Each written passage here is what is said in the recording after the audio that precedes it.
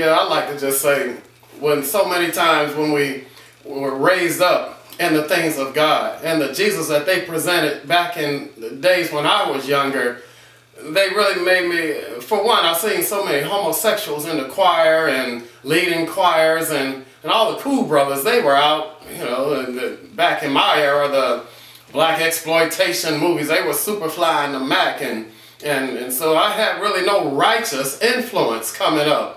And, you know, they were gang bangers and they packed guns and they were Black Panthers and everything. That's who I was looking up to.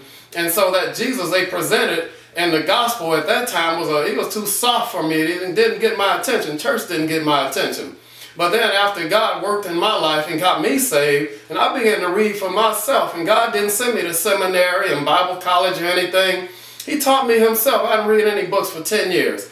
He just taught me himself. I read nothing but the Bible for 10 years, over and over and over, and he began to reveal himself to me in a light nobody else had showed him to me before. I saw in the canon where Jesus told Peter and the brothers to go and buy some swords.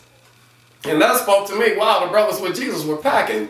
And then when they tried to accost Jesus when he was going to Samaria, Peter pulled out his sword, tried to cut Malchus' head off. And he missed and ducked apparently, and he cut his ear off. And that just, you know, that was a different kind of Jesus I saw. And then when Jesus went inside the temple and he made a whip out of cords, he started beating the people. I call it, they were playing bingo and selling raffle tickets, having car washes, fish fries and chicken dinners and barbecue sales and all that inside the sanctuary. Jesus was beating folks up. The Bible says he was beating the cows, he was beating the animals and driving them out of there also. And so I saw Jesus in another light. I said, Jesus was a bad brother. And that's what, you know, that's what really got my attention. You know, and so it's like that Jesus we used to preach to us, we'd have beat that Jesus up and took his lunch money. But Jesus was a bad brother. I'm telling you, he was a tough dude. I could have ran with him.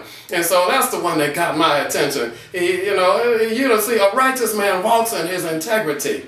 You know, a righteous man tells the truth. He don't have to lie. He ain't scared of nobody. That was Jesus. That's a righteous man. He loves his wife, loves his kids, takes care of business. That's a righteous man. That's what this thing is all about. That's the Jesus I came to know.